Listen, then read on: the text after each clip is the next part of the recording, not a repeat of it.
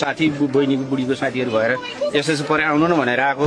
बिचरा त्यो बहिनी र उसको छोरो जेनिस भन्ने छोरोले 18 के अरे 5 टाइम्स प्लस बालाजी चौकीमा निवेदन दिनुभएको छ हजुर होइन सेक्युरिटी पाउँ यसरी हान्न लागेको छ यसरी मार्दा चाहिँ हात खुट्टा त्यो काटेको तपाईँको छाला तासेको सबै फोटोसहित लिएर गएर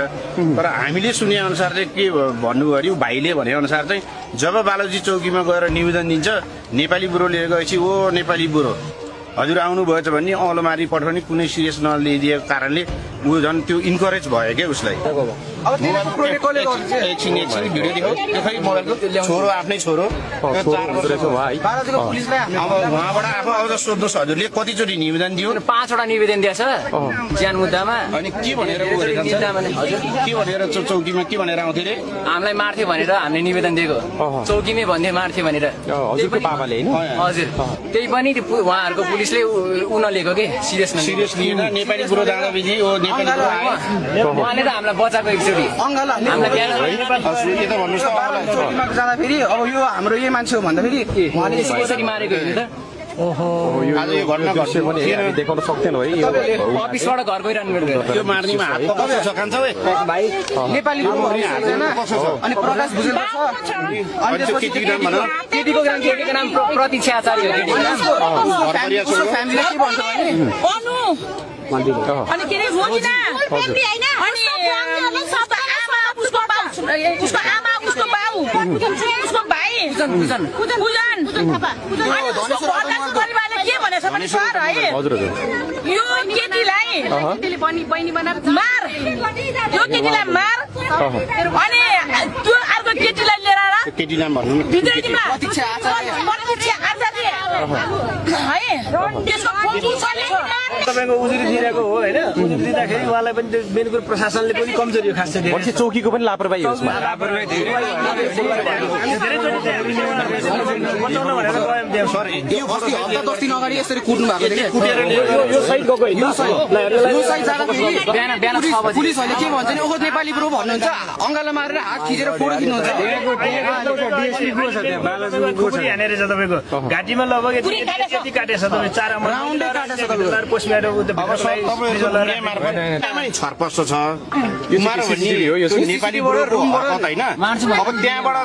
फुटेज चाहिँ हाम्रो अवेलेबल गराइदिनु है अहिले पठाइदिनु रुमबाटै तपाईँ निस्किँदाखेरि प्रहरीले के भने रङ्गे हात नसमातेसम्म हामीले के पनि गर्न मिल्दैन छ भने रुममा सुत्दा पनि मिल्दैन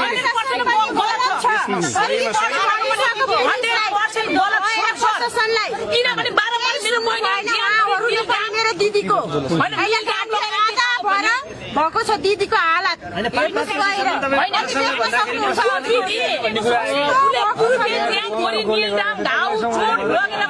यस्तो बारम्बार मलाई मार्छु धम्किदिएको छ मलाई मार्छु भन्छ म ड्युटी जान पनि सुरक्षित छैन घरमा बस्न पनि सुरक्षित छैन भन्दा पनि अनि त्यो प्रहरी प्रशासनले नसुनेको कारण किन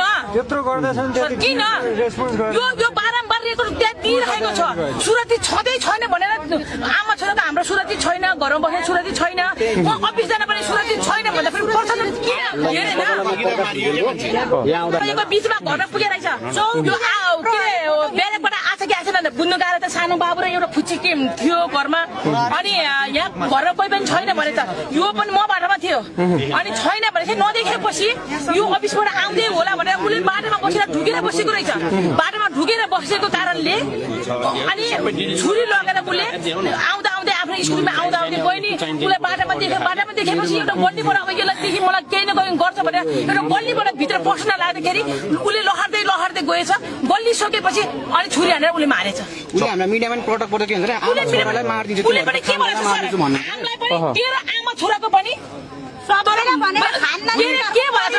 मेरो परिवार माइतीदेखिबाट लिएर मेरो छोरा मदेखिबाट लिएर तेरो आफन्तदेखि त मलाई एकजनाले मैले बार्ता दिन्न भनेको छ उसले उहाँ चाहिँ बाहिर छुट्यो भने हाम्रो ज्यानको सुरक्षा कसले लिन्छ सरकारले लिने कि पुलिसले लिने कि त्यसको हामीलाई सुरक्षा छैन आफ्नै बुढीलाई मार्न सक्छ भने त हामी त प्रहरीले जति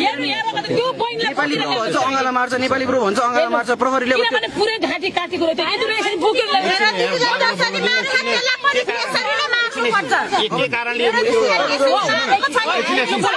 कारणले मुद्दा भयो किन मान्छे